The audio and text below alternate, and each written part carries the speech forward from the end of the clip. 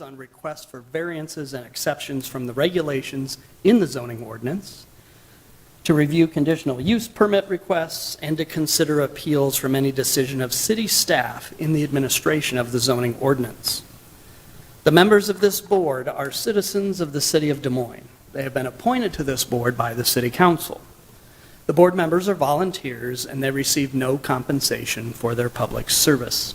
We have a 7-member board, and with us today on the audience's right is Tom DeCio. Next to him is Dave Gare. Next to Dave is Rhonda Cedillo. On the audience's left is Heather Ann Rowe. Next to her is Marlis Jones, and I'm Mel Pins, the board chair. We're just missing one member today. I'll introduce our city staff who will be assisting us. The Zoning Board of Adjustments Legal Counsel, here to my left, is Gary Guidelock. City staff, Frank Dunn Young, Senior City Planner, Bert Dross, the Deputy Planning Administrator, Catherine Drehas, City Planner, and Chris Heilskove, Zoning Enforcement Officer. Down here just in front of our bench is our meeting moderator, Michelle Wall, who will be assisting us today. I'll cover the meeting's procedure. For some of you, this may be your first time in front of the board. You may hope it's your only time in front of the board. But we'll take you through the procedures here, so don't worry about the order and all this and that. We're here to listen to your cases, so I hope to guide you through it. But I'll give you the background here. First of all, the Zoning Board of Adjustment is a quasi-legal board. This hearing will be conducted within the procedures and format as authorized by Iowa law and this city's ordinances. This meeting is open to the public. The meeting is being recorded by both audio and video for a legal record of these proceedings. The board members have each received a copy of the agenda and the staff recommendations. So if you don't have a copy of the agenda and the staff recs yet, they're up here in the black trays just as you came in the door. When I'm through with my remarks here, if you want to grab a set, you're welcome to do that. The board members are required to base their decision on each item upon the criteria established by law for the type of relief sought by the applicant. The law applicable to each case has been identified in the written staff report. If the facts, as determined by this board, demonstrates that the criteria established by law for granting the relief have been satisfied, then the board must grant the relief. Otherwise, the board must deny the requested relief. Each item will be announced in the order that it appears on the agenda. Items that are listed on the consent portion of the agenda, which is our first segment of the agenda, are not planned to be individually discussed. Rather, they will be considered for approval in accordance with the recommendation in the staff report. Unless the appellant does not agree to the conditions recommended by staff, or if there's an individual in this audience or a board member that requests that the item be removed from the consent agenda so that a full discussion on the matter can occur. And I'll come back to the consent agenda here in a few minutes and just reiterate that. For our regular portion of the agenda, after an item is announced, city staff will then give a brief overview of the appeal. They will present any written comments that have been received prior to the hearing. Then the applicant or their representative will be allowed up to 10 minutes each to present their appeal. We'll then move to the public comment portion of the hearing for that agenda item. Anyone wanting to speak in support of, in opposition to, or even in neutrality of an appeal will be allowed up to 5 minutes each to provide their comments. This will be their one and only opportunity to address the board for the item at hand. Once all concerned citizens have spoken, the board will then ask any additional questions of city staff. And lastly, the applicant will be given 3 more minutes for a rebuttal or other closing comments. All speakers are requested to speak only from the podium here at the center of the room. You can step up there to the podium right next to the screen. Begin your presentation by first giving both your name and address of business or residence as appropriate. In the event, you may need to be contacted for legal notices that are related to the outcome of this appeal. All speakers are requested to remain courteous, to focus their comments only upon those facts that demonstrate whether or not the criteria established by law have been satisfied. Speakers are also asked to ensure that they're respectful of time considerations. If necessary, the board chair will limit further comments by a speaker if they exceed their time limitation. After all comments have been received, the board chair will close the further public comment on the agenda item. The board will immediately deliberate the request. We'll make a decision here today on the appeal. Please note that it always takes at least 4 affirmative votes for any zoning appeal to gain approval. If your appeal is approved today, we ask that you wait until at least 1 week from today's hearing if you would need to contact the city's Permit and Development Center to obtain any necessary building or sign permits that are related to your appeal. This will allow the decision of this board to be documented in the form of a decision and order. That will be provided to you and city staff for the record. Any appeal that is approved by this board must be implemented, constructed, or otherwise utilized within 2 years of the date of the decision by this board, or such approval shall expire. The decisions of this board can only be appealed in the Iowa District Court. So if you believe you've been harmed by an error made by this board, your only remedy is to seek relief through the district court within 30 days of the filing of the board's decision and order. If you believe the zoning regulations applied by this board are wrong, you may petition the city council to change those regulations for future considerations. All material written or otherwise used today as part of any presentation is part of the permanent record. So if you want to present any documents, maps, photos, or anything, you can do that, but if we don't have copies of that already, you'll need to leave a suitable copy with staff. You may also contact city staff after the hearing if you'd like a copy of anything presented.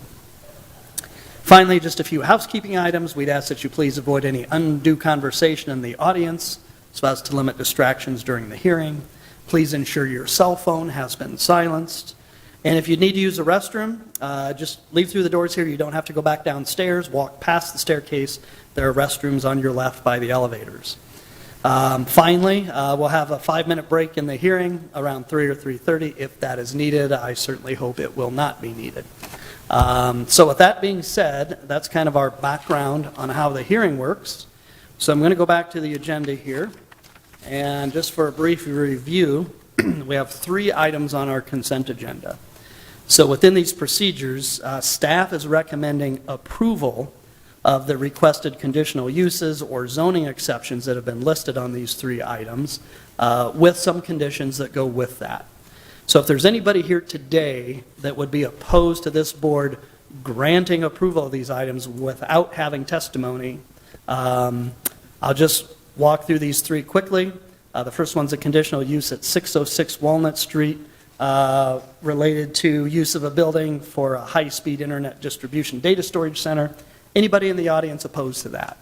If you are, just raise your hand for the moment. All right, seeing none. Item 2 is the vicinity of 1515 Harriet Street, just east of the Southeast 14th River Bridge, a zoning exception related to constructing some signage, related to the Icon project. Anybody here that would be opposed to this board granting the requested zoning exception? You're opposed to that? Yes. Okay, all right, then we'll remove item 2 from the consent agenda, and we will bring that to a full hearing. Item 3 is a type 2 zoning exception request, also related to Icon Water Trails, the vicinity of 1313 Southeast 1st Street. Also some signage. Anybody here that would be opposed to this board granting approval of that item? Again, vicinity of 1313 Southeast 1st. That's your hand in the air in opposition as well? That's a question? Yeah, I guess yes, I'm opposed to it. Okay. Good enough for the moment. We'll hear that item as well. So that leaves us with one item on our consent agenda related to, again, data and high-speed internet storage center, 606 Walnut. Unless the board has any concerns with that, would there be a motion to grant approval for item 1? Motion by Rhonda, second by Marlis. All those in favor, raise your right hand, say aye. Okay, that motion carries 6-0. All right. So for item 1, we'll have that decision in order to you within usually about a week or so. And you can stick around for these other items, or we'll see you later. Thank you very much. Okay, so for our regular portion of the agenda, then we'll start with item 2. It's a zoning exception request related to some signage, the vicinity of 1515 Harriet, and Catherine's going to give us a little background. Chair, members of the board, Catherine Drehas, planner for the city of Des Moines.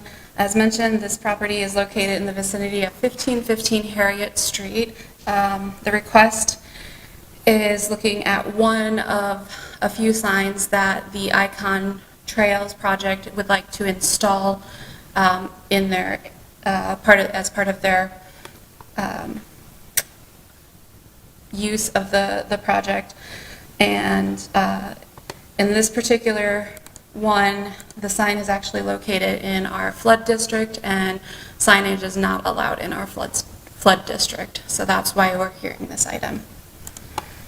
Let's see. So there's a couple of signs. This is the north half of the site sketch in the red bubble. There's the location of one sign. That one's allowed. And then I believe it's actually the southernmost sign. I'm sorry, it was the other week that I looked at this. That's considered in our floodway area. And then the other sign in one of the red bubbles is allowed as well. So we're just looking at the one sign. And, whoops, I might have had the wrong, this is the right one, sorry. Frank fixed it. So this is just a detail of the sign that would be in this area. Typically, we don't allow signs in the flood area just in case it be an obstruction during a flood event. And then you can see that they're working on the area, just kind of a view of the area in question. Not a great view as to exactly where it's located, but you could see what's going on, what's intended to happen. Information provided by the applicant regarding the signs. As mentioned, it would be the panel sign, one of the two panel signs that's going to be located in that area, north of the proposed kayak launch and along the trail north of the north parking lot. I think we can let the applicant clarify if I've gotten the wrong one.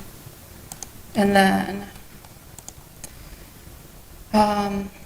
they are asking for type 2 relief, and staff is in support of this relief.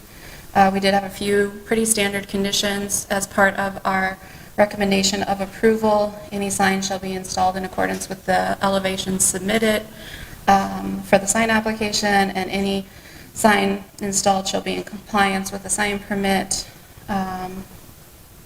issued by the city, and pretty much that's the main thing that we're looking at. We did not receive any cards back from our notification process, but as we know, people outside that area can be interested. If you have any questions for staff, I'm happy to help. Questions try for and answer Catherine? those. Two very brief ones from me. So generally with the vicinity, this is basically where the existing Harriet Street boat ramp is now. Is that correct? Yes, and if I remember correctly, and then what they're doing is they're improving it and turning it into a place that makes it much easier for people to access the river and utilize our... That's right south of the new animal control center. That would be right? correct. Okay. Gotcha. Okay.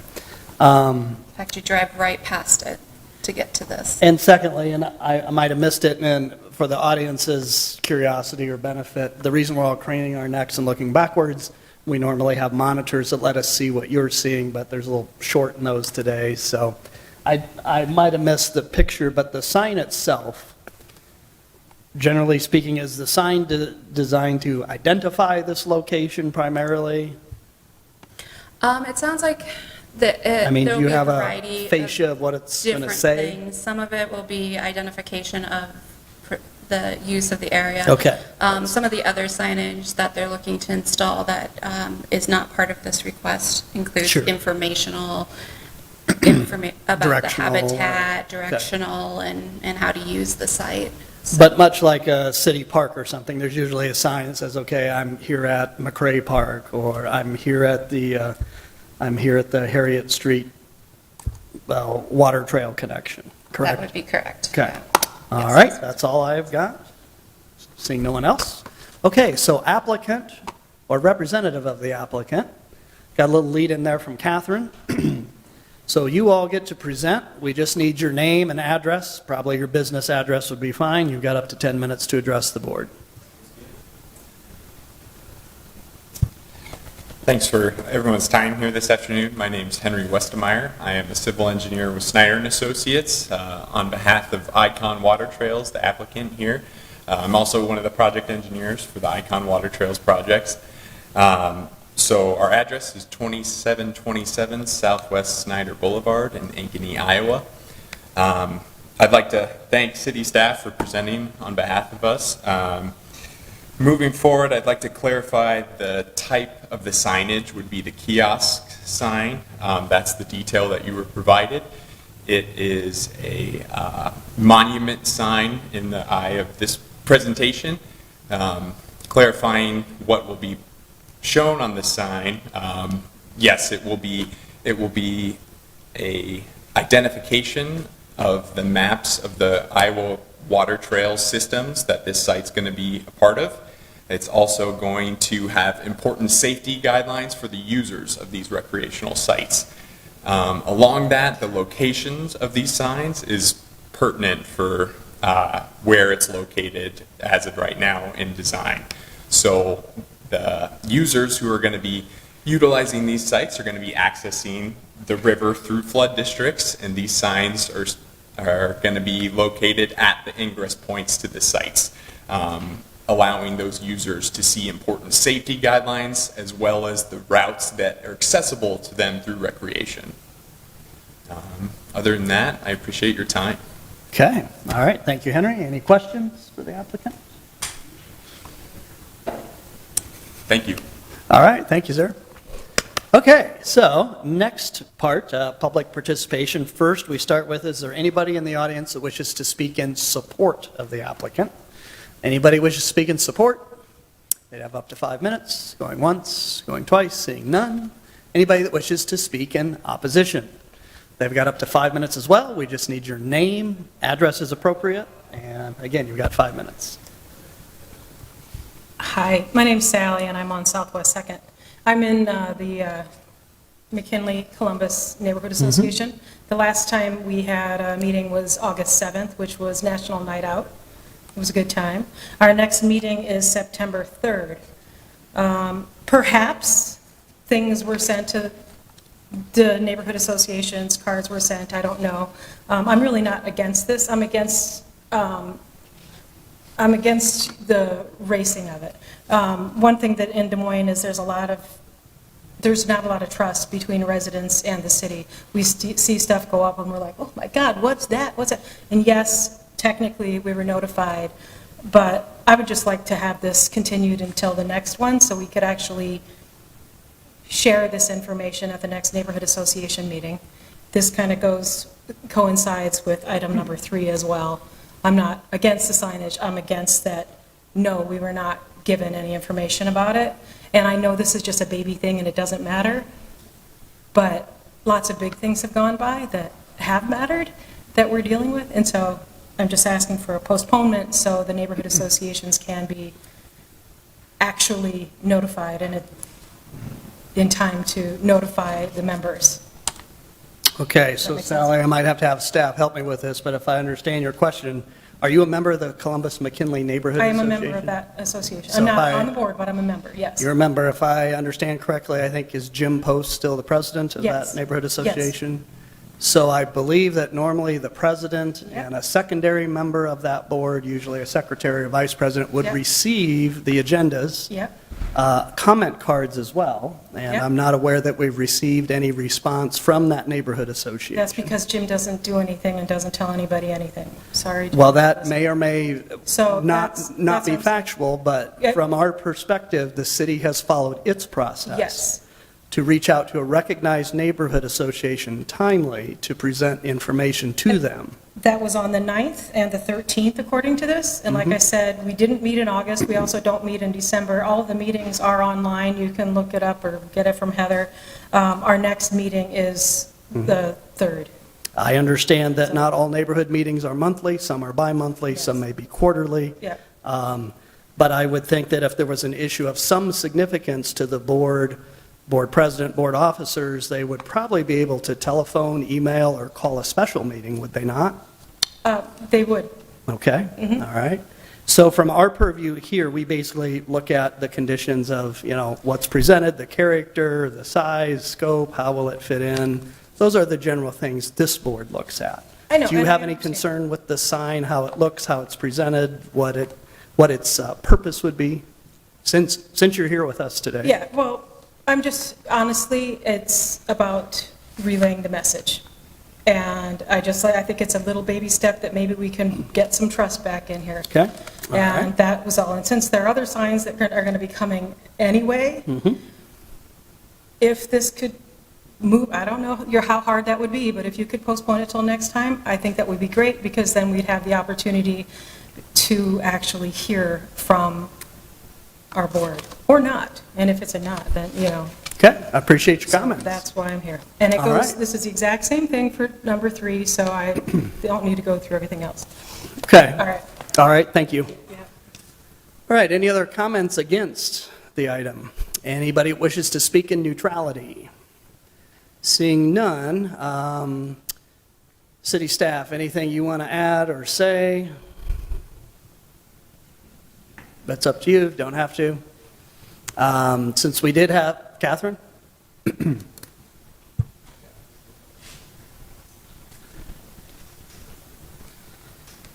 Just a comment, it's up to the applicant if they would be willing to allow the item to be continued to the next month, but staff doesn't believe that it's necessary to continue it unless the applicant does or the board chooses to continue it.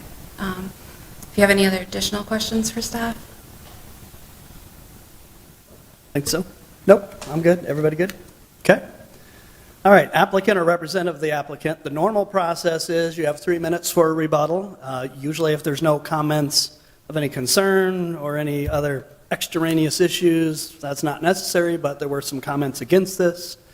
We obviously had opened the hearing on this item. Come on up. So it's really up to you to decide here if you want to continue on and ask us to make a decision one way or the other today yet, or if you would want to, send this to next month. But usually that happens at the beginning of the hearing, and it is up to you. We would like you to vote on it today. This will allow ICON to develop the artwork necessary for the signs, which will then allow the signs to be constructed in a timely manner for these projects. And generally, since you're up here, I will ask this of you and your colleagues. The ICON project, I don't think is unfamiliar to anybody in Des Moines at all, certainly not our folks on the Raccoon and Des Moines River watersheds. I'm a Southsider myself. I've been aware of the planning for this for over 5 years now.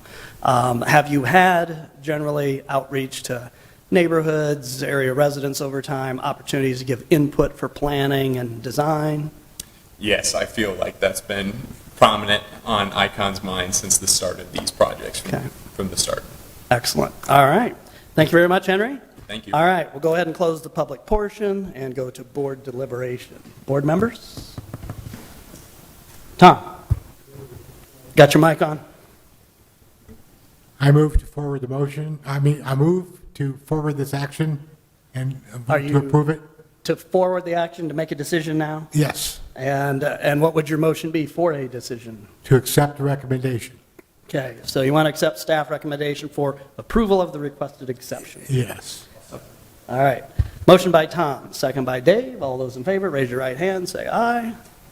All right, motion carries 6-0. Okay, so the way this works, Sally, since you were opposed to item 3, we have to do a hearing on it now. So it's up to the applicant what they want to do with item 3. So staff, do you want to give a brief lead-in on that? It can be as brief as you may feel. Chair, members of the board, Catherine Drehaus, planner for the city. This item is very similar to the item you just heard. It is located instead a little bit further upriver, close to the confluence of the Des Moines and the Raccoon River, in the vicinity of 1313 Southeast 1st Street. Very similar situation where the sign is going to be constructed in the flood zone. There are multiple signs. We are just looking at the one sign that would be in the flood zone, the other two will be outside of the flood district. And, let's see, it's a little harder to get a good shot of this area since it's more under construction and a little more limited to get into. And then, let's see, the sign we're looking at, I believe, is the information hub sign, and very similar detail as we saw last time. Similar narrative from the applicant. And again, staff is recommending approval of the type 2 exception request with the same conditions as item 2. Installation in character with the design submitted and compliance with all appropriate codes. We did not receive any cards back from our courtesy notice process, and or anything else nothing else that came in at the time of putting this presentation together. So, if you have any And questions. remind me on the notice for any owners within, how many feet around the property itself?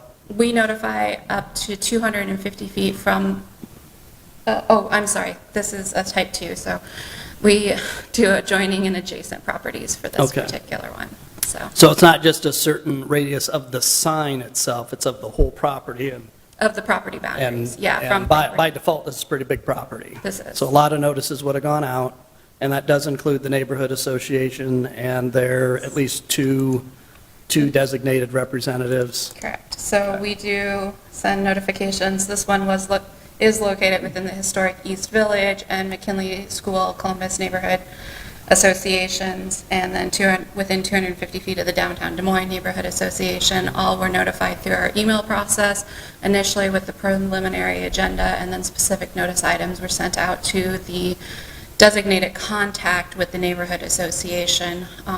Those designated contacts are on file with the city and also available at our Find Des Moines Neighborhoods website that we have, if they've provided it to us. Some of our neighborhood associations haven't always provided contact information for us. Gotcha. All right, any other questions for Catherine? Okay, thank you very much. All right, applicant, you've got up to 10 minutes to present your reasoning for your exception request. And I know we got your name and address for the record, so you're good there. Yeah, thank you. Same points from the first sign apply to this one. The points I would like to bring up is this will be the Scott Uplands project that the sign will be installed with. The Scott In River project is currently under construction there by the Southeast First Street Bridge. This In River project will have a wave shaper that is new to the state of Iowa and new to our residents and our recreational users. So this sign is going to be prominent and pertinent to those users to get an understanding of what that means and how to use it. So appreciate everyone's time. Cool. All right, thank you very much. Okay, anybody here to speak in support of the applicant? Seeing none. Anybody here to speak in opposition to the applicant? Come on up. It's just same thing, if you can just consider that, Yeah. yes, neighborhood association meetings don't meet every month, and I just think that you need to give a little bit of a lapse, a little bit more time. And I know this is just a little thing and it doesn't matter, but like I said, let's build some trust, baby steps at a time. Sure. So, And Sally, I didn't catch your last name from yeah, I always use Davis, yeah. Sally Davis? Yep, Okay, hers. all right. so. All right, anything else you'd like to add? Just communicate. There's no such thing as too much information. The more we have, the better. And it'd be nice if we had something to be excited about. I mean, if we're like, oh yeah, that's that sign that said it was going up, instead of, holy crap, what's that? So that's all. Okay. Thank you. Appreciate your comments, thank you. Okay, anybody else to speak in opposition? Seeing none. Anything else for city staff? Seeing none. No need for a rebuttal? Okay. All right, then we'll close the public portion and go to board deliberation. Board members, thoughts, motions? Tom? Second by Marlis. All those in favor, raise your right hand, say aye.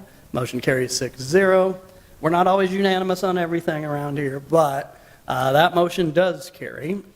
So for those icon sign projects, you'll receive your decision and order within about a week or so. And then, of course, if you haven't already, you'll have to file for your specific sign permit as may be needed. Keep working with your neighborhoods and your residents. I'm sure you've been trying to do that, but keep that up. This should be good for everybody. So thank you all for coming down today. All right, that'll bring us to our next item, which is item 4. We've got two things here, a conditional use request and a variance at 3605 Douglas Avenue related to some limited retail sales of alcohol. And I think Frank will kick us off on this one. Yeah. Good afternoon, Chair, members of the board. I'm going to first start off by pulling up the site. The property is located at 3605 Douglas Avenue. And I should say that this is on parcel 3603 Douglas Avenue. The specific address, 3605, is a tenant bay within the strip mall that's located there. And here is another view. Once again, the applicant provided this showing the location of the tenant bay that we are looking at.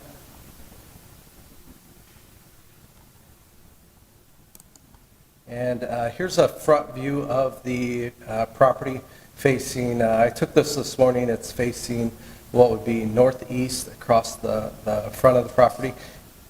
This tenant bay is located on what would be the north side of Douglas Avenue. And I've got another view. This one is facing northwest across the front of the property. And if you'll see right in that corner, 3605, that is where the tenant bay in which they are proposing to locate.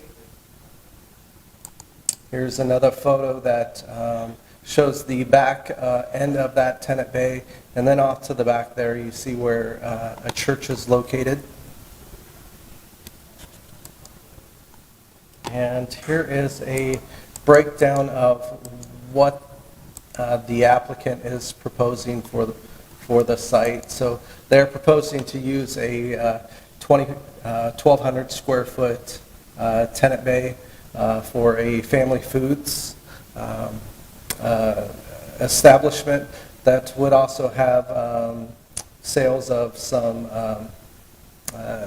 it would have an espresso bar. So in terms of some of the packaged goods, they would have an espresso bar. But they are proposing to have sale of wine and beer on the premises, which is what brings them in front of us today is their request for a conditional use in an RX1 district.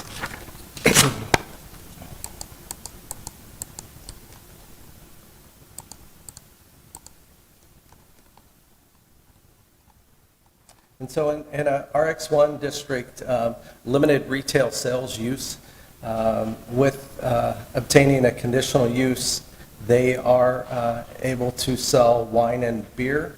However, the premises must have a separation distance of 150 feet from the property line. The tenant bay is located within about 60 feet to the premises of a place of worship. Therefore, staff has found that the applicant has not met the criteria for granting a variance and has not established that an unnecessary hardship has been made. So staff is recommending denial of the request for a conditional use for limited retail sales use with wine and beer sales and the variance to a separation distance requirement. We did send out notices to property owners within 250 feet.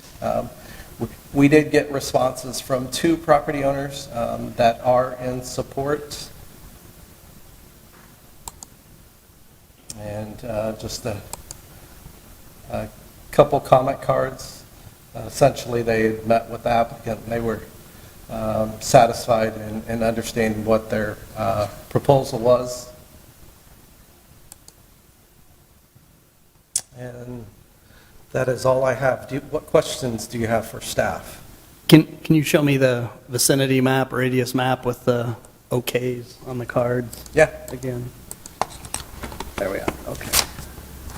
So the Dunns aren't the owner of the subject property, they're just a neighboring residence, is that right? That is correct.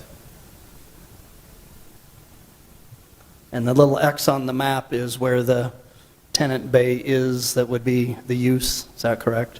Yeah, that is the parcel, and so the tenant bay has that extra, Oh, there, yeah, okay, it's on the east, toward the east end is the actual correct. tenant bay they'd be in, okay?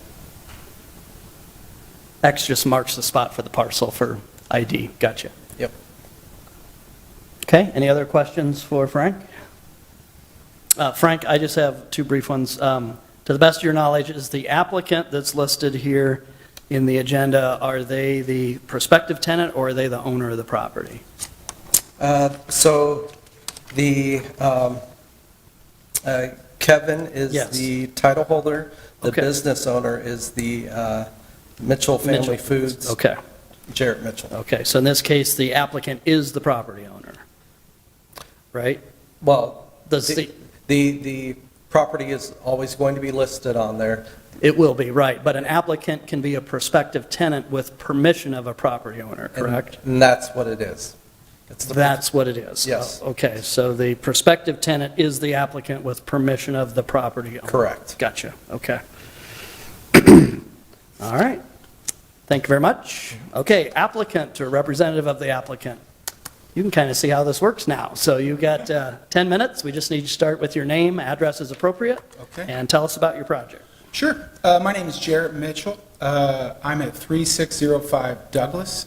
It is a property we've already signed the lease for to have our Mitchell Family Foods there. I run Mitchell Family Foods along with my wife, Kristen, here. We're a craft beverage company with a manufacturing facility in Iowa City. We chose Des Moines for our retail location. We sell wholesale throughout the state, throughout the country. We chose Des Moines because we wanted to live here, and we chose this location at 3605 Douglas in Lower Beaver over an opportunity we had at 801 Grand because we wanted to place ourselves into the community and present our products, which many people are familiar with across the state. And we wanted to be at this location. We roast coffee, Wake Up Iowa Coffee. We've been doing this since 2011. Cobra Verde is an all-natural energy drink that we make that is sold coast to coast, sold at Whole Foods, Fresh Time, Hy-Vee, many other locations. Foxhead Beer. That's why I'm here today, because I also have this brand, Foxhead Beer. It's a beer brand from 1893 with deep roots here in this state. I acquired the trademark to the brand last year, and we're hoping at 3605 Douglas to sell our full line of products to ensure that we can be successful in this location. And I'm hoping to explain to you about how denying this variance would be economically detrimental to the owner of the property at 3605 Douglas, because I know that you guys are a quasi-judicial organization, so it's important for me to address this concept. Frank's been very helpful throughout this process with me, and in the statements that you all received, that the city recommends that we deny this, I think it's out there that it's reasonable that they would be able to get the bay rented without this. And I guess my opinion is that negative economic impact is not solely based on the ability for a property owner to get the minimum monthly rent for a property.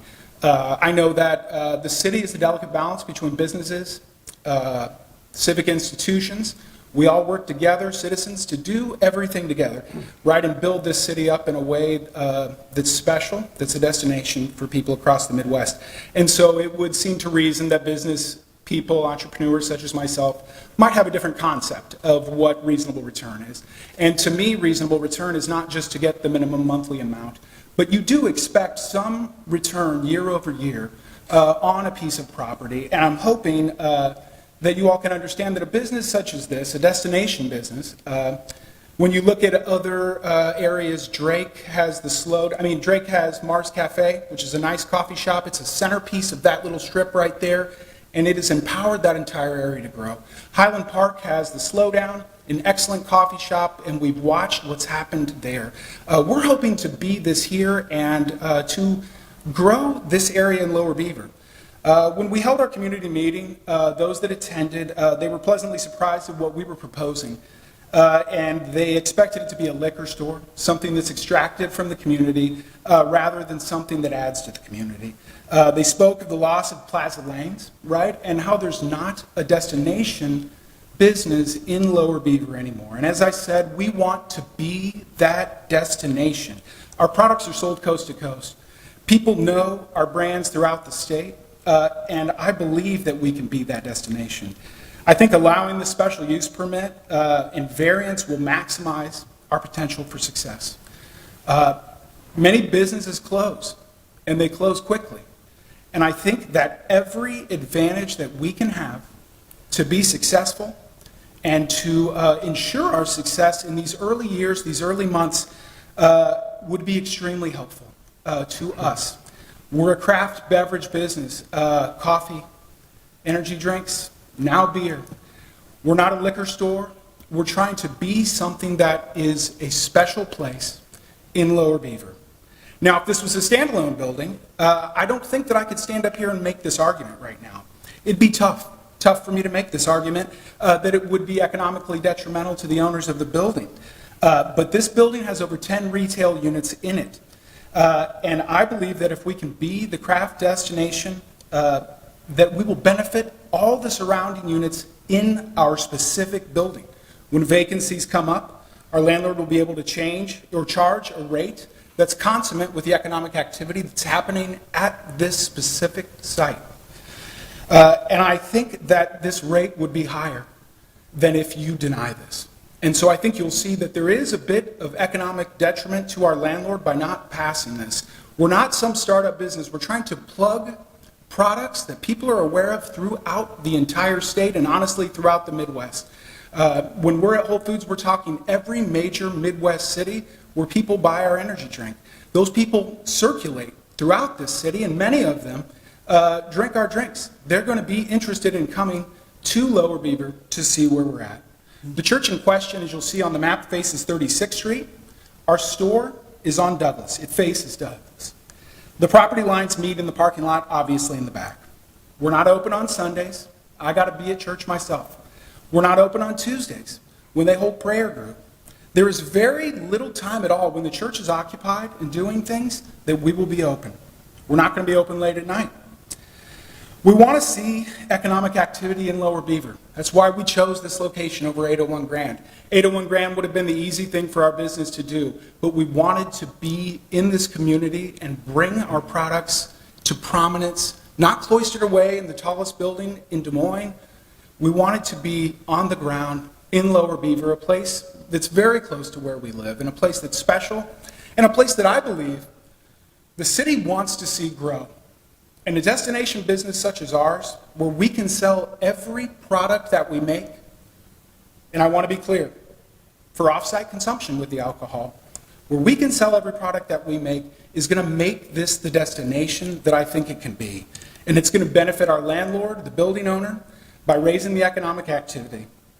So I just ask you to please consider passing this variance. I know that there are various other businesses across the city, directly across the street from churches, schools that have received this variance, and I hope you can see why we chose Des Moines as the outlet for our retail products. Thank you all. All right, Jarrett, we might have a few questions for you here. Yeah. First and foremost, excellent presentation. One of the best spoken items I've heard in a long time. So, comments? Just curious, you said that your hours do not conflict with the church hours. What are those? I think in this moment, our concept is that we're going to be open from like 7 a.m. to probably 2 to 3 p.m. The gist of it is we want to sell drinks to people. We want to sell them through our espresso bar. We want to sell our packaged coffee. We want to sell the packaged drinks. And then we want to sell the packaged alcohol. We're not trying to be a place that's open for somebody's 9:30 runs out of beer. And that would be Wednesday, Thursday, Friday, and Saturday. Okay, thank you. Yes. So, Jared, a few questions, and again, from an advertising perspective, I get it. I get what you want to do here. Sure. And you just mentioned it again, that you want to sell your drinks, you want to sell your espresso, you want to sell your coffee, you want to sell your packaged drinks, and you want to sell your alcohol. You would not need to be in front of us for conditional use or a variance request if you wanted to sell coffee, if you wanted to sell espresso, if you wanted to sell packaged energy drinks. But from what I'm hearing, you're like, well, we want to sell everything we have.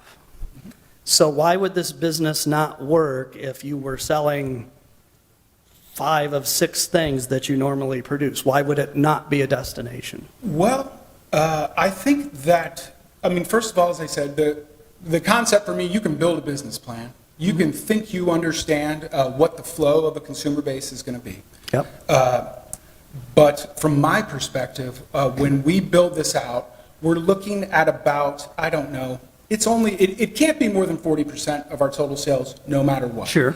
I think that the reason why we would not be successful is because it reduces our ability, I think, especially in the early years, to make sure that we have the cash flow to cover everything, to cover payroll, to do all these things, to maximize that profit so that we can, it's unclear to me, I guess, until we open, what the actual flow of the business that will be, right? And so for me, we've already signed the lease.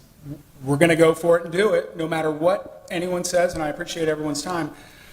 But from my perspective, from opening places, from having a business plan, you just never know what it's like until the rubber meets the road, until you actually start selling these products and seeing what people are responding to. And so for me, every single piece of income that we can put together will be ensuring our success.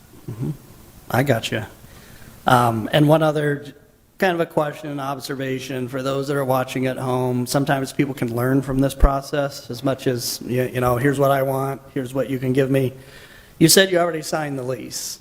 If you were told that, you know, you weren't allowed to sell alcohol, you need a variance, or if this board said, no, you're not getting a variance, would you have signed the lease anyway? Honestly, I'm not sure. I've Okay. thought about that considerably. And I don't want to put you on the spot. No, unduly, no, absolutely not. I think that location, I probably would have done what I've done here in terms of examining the risk reward when we were told that we could withdraw this when it became clear. And for me, that risk was, and everyone's tolerance for risk is different. Sure. But this neighborhood, this location between Beaver Ave and between MLK is the linchpin to this zone, to building that out. And I saw that. And so to me, I'm not sure if I would have done it or not. I don't do a whole lot of backwards thinking Right. running a business. Yeah, it's water under the bridge now. But it is, that location to me is genuinely, from my perspective and traveling this country in various cities, it's going to happen there. And I want to be a part of that. I like to see people invest in Des Moines. I like to see people who are from other cities in Iowa or around the country come to Des Moines, like yourself. But I always remind people, regardless of where you want to go to and build or open a business, check ahead of time. Sure. Check on zoning requirements, permits, whether that's state or city, you know, ahead of time. Sure. Because sometimes I don't like it when everybody's then between a rock and a hard place. That makes it tough. Sure. And I'm aware of that. All right, any other questions for Jarrett? All right, thank you, sir. Thanks. So we have a huge audience here yet. Is there anybody here who's in support of the applicant's request? If so, please step up. Is there anybody in opposition to the applicant's request? If so, please step up. Or even in neutrality. Not sure about coffee, energy drinks, or alcohol. Step up if you want. Seeing none. City staff, any questions, comments, anything you want to add? No? Okay, they look pretty happy. Okay, then I think we can go ahead and close the presentation items. We'll go to board discussion. Board members, what do you think?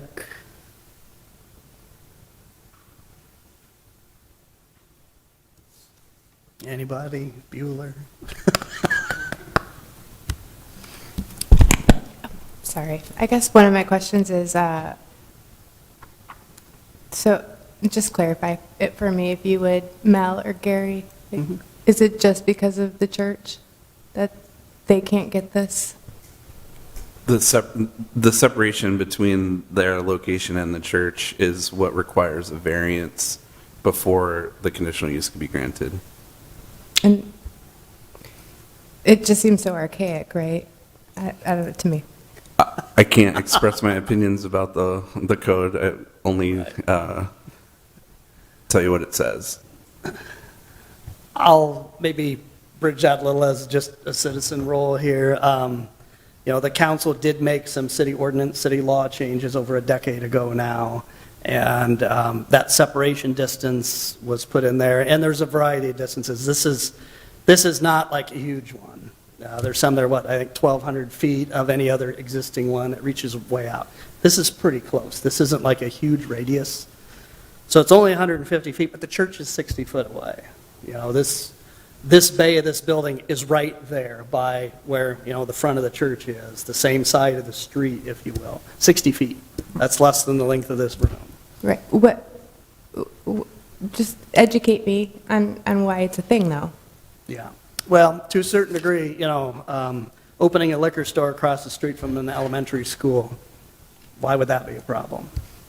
Places, child care centers, places of worship, proliferation of alcohol sales, nearby those, watch The Music Man with Professor Harold Hill. It's a logic thing about how things fit together for community character. And generally speaking, alcohol is a little tougher one to say, that's great for community character. If it's managed properly, it's not necessarily bad. I'm not a teetotaler or anything like that. But it also is a little bit of the ordinance is set, the variance test is difficult to meet, and we also look, in my opinion, at, the existing land uses. So, if they were here first and had alcohol sales and somebody wants to build a church next to them, well, that's the church's risk for what they want to move into for community character. So this, to me, turns it around. The church is here, the community character is here. This is a use that would not be allowed within 150 feet of those pre-existing uses. It's just determined it doesn't fit well as a neighbor. And just another point of clarification, it doesn't seem like your typical liquor store, right, what they're doing? It may not, but that's up to It's just like how a you want to look blanket, at it. right, it's just a blanket zoning ordinance with the place of worship. Yeah. And, okay. And, exceptions are generally, well, we can shape it a little bit with some reasoning. Variances are, you'd have to show, nope, I can't use this property for anything else. If I don't get alcohol sales here, nobody will ever open anything here. As was mentioned, there's at least 10 tenants here. Waterworld's been there forever. Well, they figured out how to sell hot tubs out of a strip mall, which I've always, usually you think you'd have a huge warehouse, but Waterworld's super successful. There's private financial businesses there. There's other businesses. So there's plenty of things in there besides this. I've never seen a coffee shop that's well-run in Des Moines that has not been successful. But we're not here to do business models for people or determine if their business model will or won't be successful without alcohol. It's just really up to us to look at that variance test, that distance. We've had some very large properties, like we had a park one time that covered like 12 acres. There was an alcohol use proposed, next door to the park, but the use would have been like 700 feet away. But nope, it was the whole property, elbows out. In this case, yes, it's 150 feet, but it's only 60 feet away. To me, it's too close. I like what Jared wants to do for his other business model, but the variance test would have to be defensible, and I don't see how it would be here. And I totally understand why Heather asked that question. Yep, I get it. But I don't believe it does meet the variance criteria. We hardly have anything that meets the variance criteria. Right, which is the And point of the I- variance criteria. Which, yeah, but we also have exceptions, and we do grant exceptions. Yep. I'm thinking we did something similar to this that was very close to Lincoln High School within the last 2 years. Yeah, I can't remember that one off the cuff, but was it at the exception level or at a variance level? Because, Well, I don't know, I think it was Yeah. too close to Lincoln, but we granted it anyway, yeah, based on the I'm- distance we needed. I'm just saying. Yeah, I'm just not This familiar is a with that. craft beer place. He's going to close at 3 in the afternoon. He's Right. open 4 days a week. Mhm. I mean, nobody's going to be rolling up there at 9 o'clock at night saying, hey. I get it. So I think this is a no-brainer for me. And I'm all for the little guy trying to get a business going. If it becomes a problem, it can come back. This is true. You've mentioned that And I before. don't see that this guy's made a commitment to move to this community. Mhm. I'm not sure he would have signed this lease if he knew this was going to be the case. If he wants to sell all of his products, I think he would have asked the questions first. But I'm okay with that. I mean, the guy's, he's going to try and do something. If it doesn't work, he's going to move anyway. And if he becomes a problem, it'll come back here, and we can say, okay, you can't do that now. And Dave, that's the other half of the equation. One of the requests here is the conditional use, but to get to the conditional use, we first have to grant the variance. Yeah, And that's what I'm saying. That's the I think taller hurdle for Yeah, me. well, for some, it's a tall hurdle. For me, Yeah. it's Yeah. just hopping You can over- put a motion on the table. hopping off the curb. So I put a motion that we grant for the variance, we give him a chance to, let's see if he can make this thing work. Okay, so we've got a motion by Dave, a second by Heather to grant the requested variance for limited retail sales of alcohol within 150 feet of the off-site place of worship, and therein granting the conditional use as presented. Is that clear enough? And as far as what we need to have in here for restrictions or anything, I'm happy to put his hours of business in here too, if we need to do that, if that'll make everybody sleep better. And He said he's going to close at 3 in the afternoon, he's open 4 days a week. Gary, can you help? So I don't think we have any proposed conditions right now. Right. So I think we should, the way I understood Dave's motion, and I think it's probably the right way to proceed on this, is to deal with the variance first, because if you don't approve the variance, then the conditional use doesn't matter. Okay. And then I think the board would need to come up with, if the board grants the variance and then wants to take up the conditional use, we'll need to come up with what those conditions would be, because there haven't been any presented in the staff recommendation like there typically are when the staff recommendation is to approve the conditional use. Scott, he's got him in his. I'm sure we can come up with it. I just wanted to kind of talk about the order of No, operations that's great, here. thank you. And Gary, I appreciate that. To flesh that out a little bit, yes, so if the board was inclined to grant the variance, then in essence, we could say, okay, so based on that, we want to defer the conditional use request to next month's hearing, and maybe the operator and staff could sit down, discuss first, and then provide some conditions, do you think? I think there's, I mean. Or are you also saying, well, if you grant the variance, then the board can spend some time here yet this afternoon and hammer that out and come up with what the conditions would be? That would be my recommendation, is Which that is we fine. deal with it in this meeting. Great. I think we've done these enough, and we've Got got it. the Right. expertise in the room that we could Yeah. probably get it figured out. And as Dave That's what said- the board wanted to do. Bert might have it in his back pocket anyway, just have to If unfold you- it. If we keep talking long enough, he'll probably get it ready for us. All right, so Dave, if that advisement from a legal perspective is helpful for you, would your motion be, first, we'll just deal with the variance, motion to grant the variance to sell the limited sales of alcohol within the 150 feet? Heather, that's a second. All right, so all those in favor of granting the variance as requested, raise your right hand, say aye. 1, 2. All those opposed? 4. Okay, so it always takes 4 to pass, so there were only 2 votes for support. So that motion fails for the variance. Because the variance fails, then by default, there is no conditional use request to review at this stage, correct? That's a tough one. I mean, I think you can't grant the conditional use without the variance. Right, okay. Right, Right, to consider now, right. okay. I think, that's what Okay. I was thinking, because it was part of the appeal. Okay, that's I think fine a as well. vote on that would, And if we are to do that, I would think, and I would just ask here, even though we've closed board deliberation, if the board so chooses, can we ask the owner to reiterate what their proposed operational plan would be to sell the alcohol, like what hours they have proposed. So we have some clarity on that. I'm not sure I'm understanding.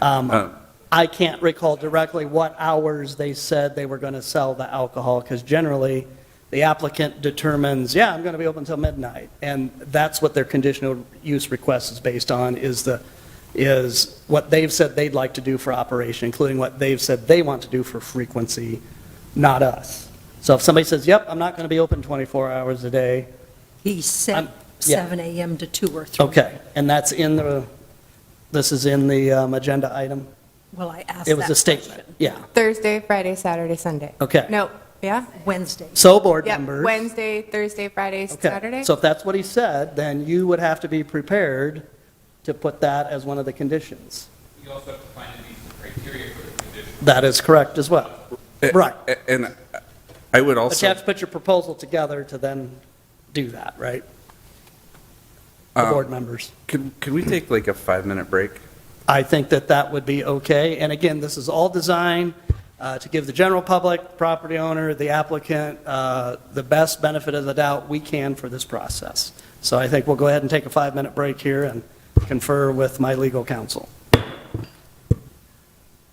And please use the restroom if anybody needs to.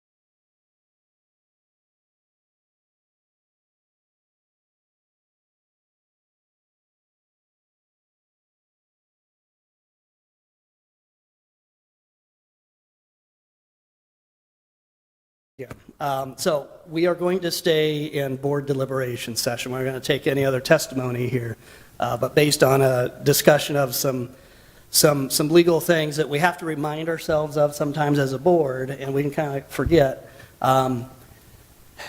If we want to look at granting a conditional use here today, and that motion fails, and it is not approved, then an applicant cannot reapply for another year for conditional use request, again, for the same property, unless there's been some big change in the use, or let's say a church closes or something like that. And I have to have that reminder once in a while, because if you fail today, you just can't decide, well, I'll just come back 30 days from now when so-and-so's on vacation or off the board, and I'll reapply, and I'll just go to Vegas again and bet on the odds. No.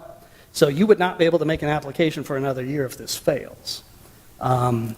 That said, and I know, Dave, you brought up a thing about Lincoln and Southwest 9th. I can't really remember that one, but in general, I think a lot of us remember they've been on this board for a year or more. We had asked the city council to relook at some of those variance, those restrictions on the separation distance, because under the variance test, yeah, we can't really get over that. But we've ran into some situations before where we know the alcohol use would be very limited. But the existing ordinance, nope, within 150 feet or next to a city park or wherever it may be, sorry. But what if it was a different type of use? I know we asked specifically about, places like restaurants or where they serve people products, could they be allowed to sell alcohol if it was a reasonable amount and they're just, serving it or what have you? So kind of what I'm getting at here is just for the board's information, if you do want to proceed with consideration of a conditional use here and it does fail, they're stuck for a year, at least. But, we had already made a recommendation, and maybe that's something the council is working on or could work on, or citizens could talk to the council about what they think. I said in my preamble that, if you disagree with the city laws as they are, we have to operate within our guidelines too. But if somebody disagrees with the law that we have to implement, they can always ask that law to be changed for future considerations. So I just want to remind my members of that. But we are still, this is an open agenda item yet. We can still look at that if you want to look at the conditional use. In principle, to get it out there, discuss it, and see where it goes. If you don't want to, Gary, I will ask you this. Since we denied the variance, do we have to take up the conditional use and make a decision? I don't know that you have to. I mean, I think the applicant, having seen how the vote went on the variance and understanding that because the variance was denied, if they were to request, to withdraw the request for the conditional use, I think the board could also move to continue that portion of it if the board wanted to, and if the applicant. So I could at least open our board discussion to just see if the applicant, hey, I think at this stage I just want to withdraw that, could be an option for them. That reserves their right to bring back a conditional use request later. And maybe, again, if an ordinance is different in a few months, it could be a whole different request, right? It's certainly any number of things might change that might make it, something that could happen within that time period that wouldn't be able to happen if it were denied. Yeah. Then there's no coming back for a year, really, unless there's some, there's some limited exceptions to that. So Jared, I don't want to put you in a double jeopardy situation here, but do you kind of understand what we've been saying here, that, I can't tell you how a conditional use vote would go here, but if it doesn't carry, go ahead and come on up. If it doesn't carry, you can't come back for another year. Right, but I would only be coming back in a year if I lobbied city council to change the ordinance, right? Since the variance hasn't passed, what would be the point of even discussing? That's a very good question, but you may want to ask or inquire with staff after the hearing, because this board had, I think it's been well over a year, we had sent a letter down, and staff says that about annually, they do a review of the ordinance, and there's been many times that we've, over my 17 years on this board, where we've asked staff hey, can you work with council and look at what might be best? And we don't always say, an outcome for a specific But location. I guess what I'm, But you could check with them what and see, is the where is purpose this? of not Yeah. withdrawing?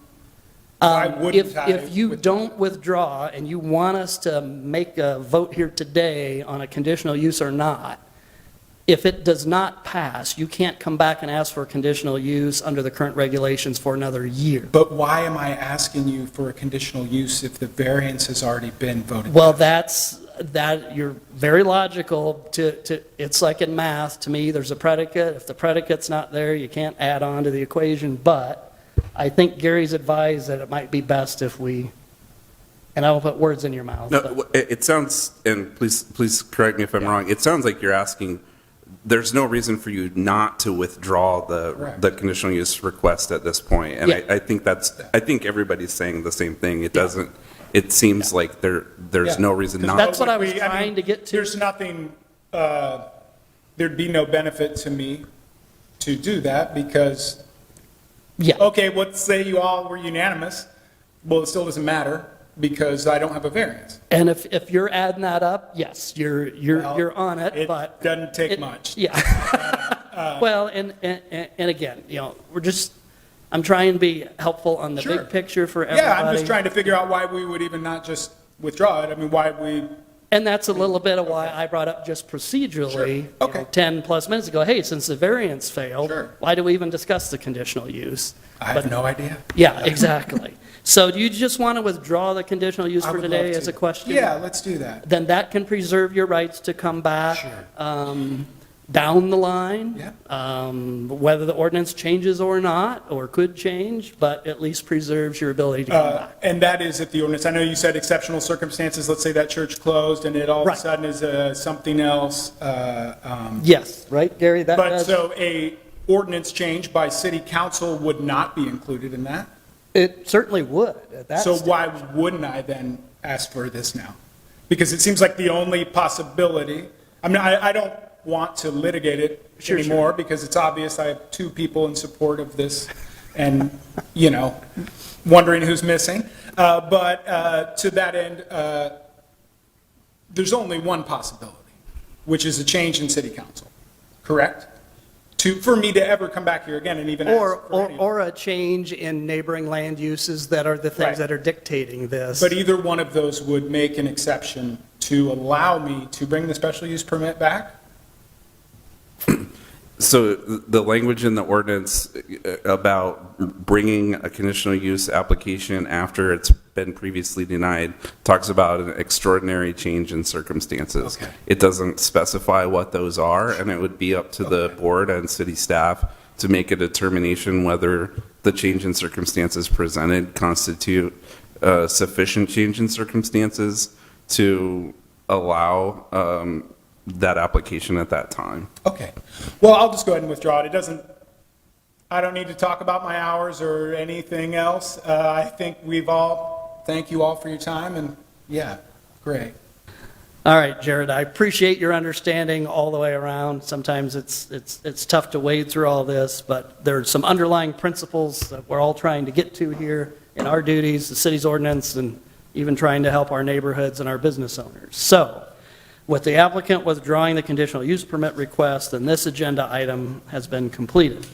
So moving on for any new business, there's a couple things here.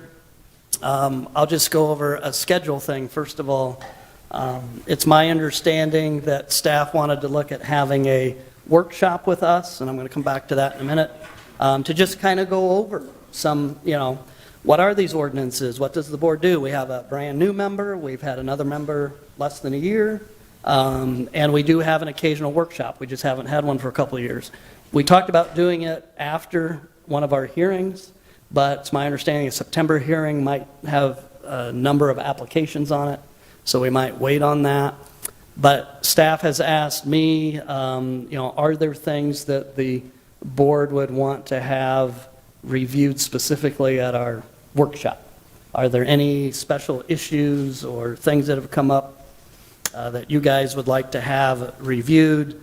Again, I'll just kick it off by saying, there's always fundamental things like conflicts of interest. Those have always been something you're discussed when you come onto the board. What's the difference between a variance and exception? We go over those things. But I just had maybe one or two myself. Sometimes we have somebody that might propose, hey, well, I want to do this use on the property. And we might think, well, I think a different use would be better. But I think sometimes we might need help with an explanation. We aren't here to determine what the use should be. We are here to determine if the use that's proposed fits in to the character, da-da-da-da-da-da-da. So I'd maybe like to talk about that. So I only throw that out there as just one item as a member that I'd like to have a little more info on. Is there anything else that comes to mind for all of you? Confusing things, well, why do we allow this or not that? Why can't we have something in a floodplain? Da-da-da-da-da. Anything?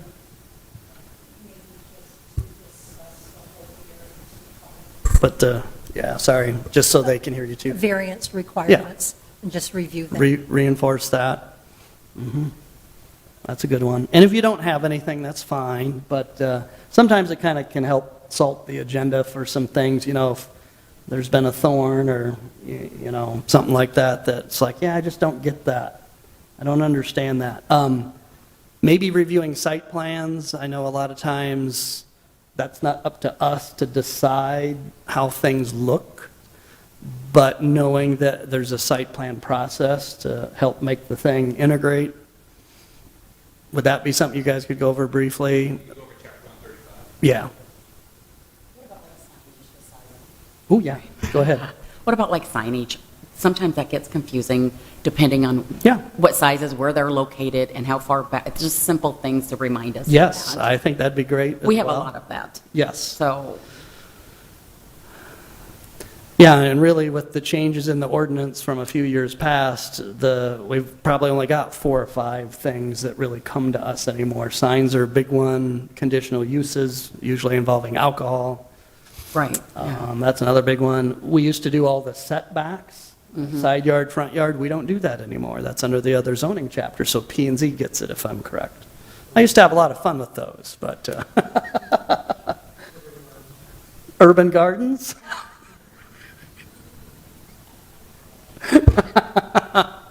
I get it. Okay. Yeah, I'm very clear on urban gardens, Tom, if you weren't aware. All right, any other thoughts? I don't want to belabor this, but I appreciate staff working on putting an agenda together. Maybe that could be an October, November thing for us. Hopefully October. Yeah, hopefully October. Okay. Then, let's see, we have minutes from last month. Anybody who was here last month, if you reviewed the minutes, any changes? If none, would there be a motion to approve? I'll make the motion to approve. And I'll second, and Rhonda seconds. All those in favor? Aye. All right, that's all 6 of us, Michelle. I guess we were all here last month, yeah. So, all right, our new board member will be back next month. So hope you guys are all here then as well. We'll have another good meeting. So that's all I've got. This hearing's adjourned.